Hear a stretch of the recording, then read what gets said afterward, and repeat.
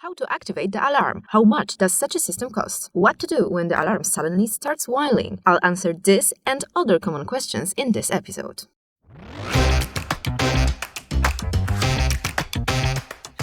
We asked alarm system installers and distributors, gathered information from users, and compiled a list of frequently asked questions about home alarms. There are quite a few, so we've divided the material into a couple episodes.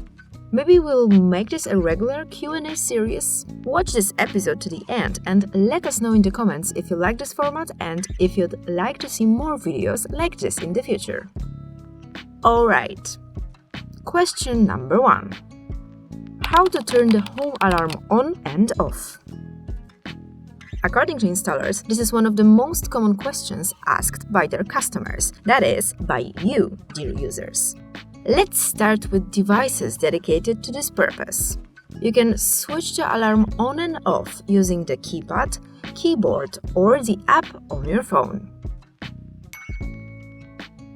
Now, how to do it? Depending on the model of the keypad or keyboard, you can enter the code and confirm it on classic LCD keypad, such as INT KLCD, where you have buttons and a text display. Click the icon on the touch panel, such as INT TSH2R or INT TSI. It behaves like a tablet with a large screen. Place a key fob or proximity card on a keypad with a reader, such as INT KWRL2. Another convenient option is to arm the system using a remote control. If you already use it to open your entrance gate or garage door, you can program it to operate the alarm as well.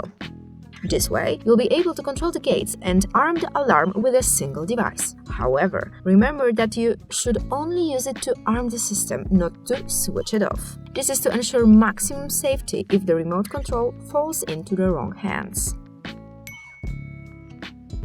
Regardless of which SATEL alarm you have or plan to have, you can always use a dedicated mobile application also for controlling the alarm. Alright, let's go to the next question.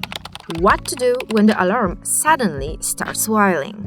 First of all, try to stay calm. The alarm is loud enough to scare off intruders and attract the attention of everyone around, including neighbors at the end of your street. Secondly, such sudden unjustified activation of the alarm is extremely rare. But if it does happen, you should immediately assess the situation. If you're at home, you'll probably quickly figure out whether it's a real threat or a false alarm. After this initial assessment, if you deem it safe, deactivate the alarm by entering the code on the keypad or clicking in the app so that you can calmly check what exactly happened. You can do this by either walking around the house yourself or checking the app or keypad, as the system will show which detector triggered the alarm. If you have cameras or motion detectors with a camera, you can use these to verify the situation at home.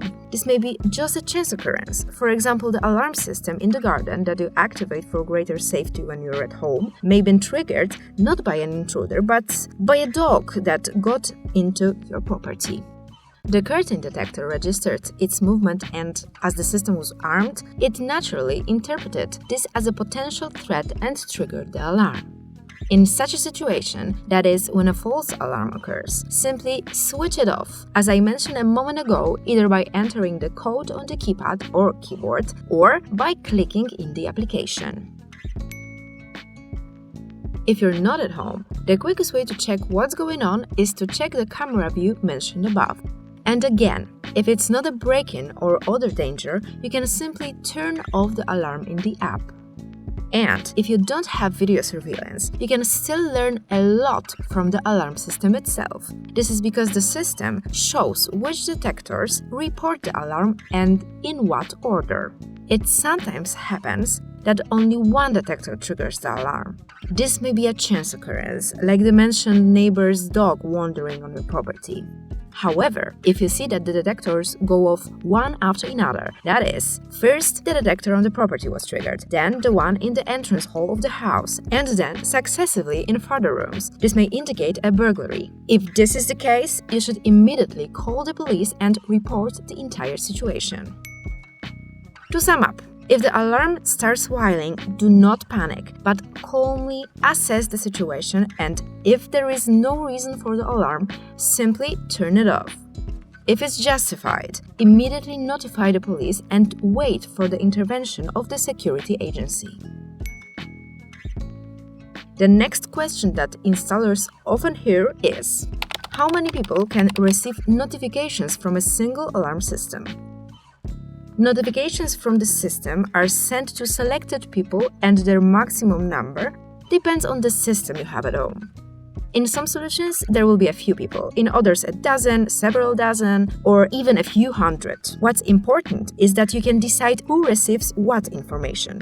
You can set it so that some people receive all event notifications, while others only those about selected events, for example alarms and arming or disarming the system. If you want to know the exact number of users supported by your system, it's best to ask your installer or contact SATEL's technical support. You've already learned about the notification types in previous episodes, but let's quickly recap them as a reminder. And so, text message notifications. Selected people receive a text message with a predetermined message on their mobile phone. Clip notifications. The alarm control panel makes a telephone call to selected people. Yes, your own alarm system gives you a ring, and it will ring several times, which minimizes the risk of your missing a threat notification, as can happen with push notifications from apps or text messages. What's more, in systems such as Integra and Perfecta, the system can call you and deliver a specific message. For example, home alarm. This is a great option, so ask your installer about it when setting up the system or later during servicing.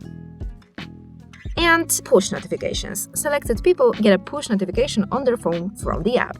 If you'd like to know more about the operation of the alarm system, I recommend reviewing one of our previous episodes. And now we move on to the next question, which will definitely interest you. What is the annual cost of maintaining an alarm system? So, how much does an alarm system actually cost? And as many people think, why it's so expensive? Well, here's a surprise for you.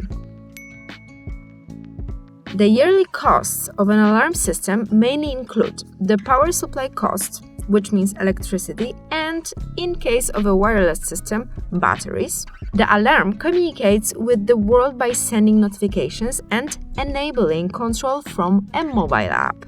It may use a mobile network for this purpose, and if that's how it works in your system, the cost of maintaining it would also include a SIM card fee. For an average detached house with a security system covering the property and the house, power consumption will be around 100 kilowatt-hours per year. That's not really much. For comparison, this is 2 to 3 times less than the annual power consumption of a refrigerator. I mentioned the SIM card. Remember to insert an M2M SIM card into the alarm control panel and not a regular SIM card like the one you use in your smartphone. The machine-to-machine SIM card offers continuous round-the-clock operation and stays active for a long time, usually several years.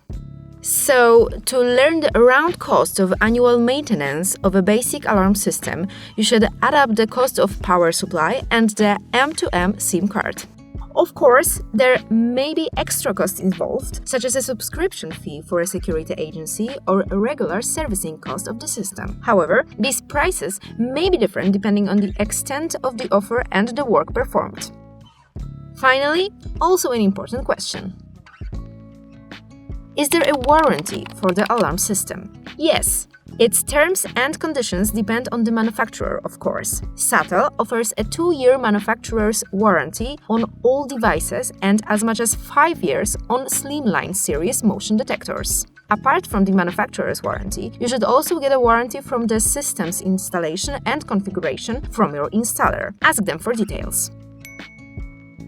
That was the last question for today. If you haven't found the answer to your question in this episode, be sure to leave it in the comments. We'll try to answer it in our next videos. In the next episode, I'll answer the most frequently asked questions about smart homes. So click subscribe under the video and turn on notifications so that you don't miss out. See you then. Bye!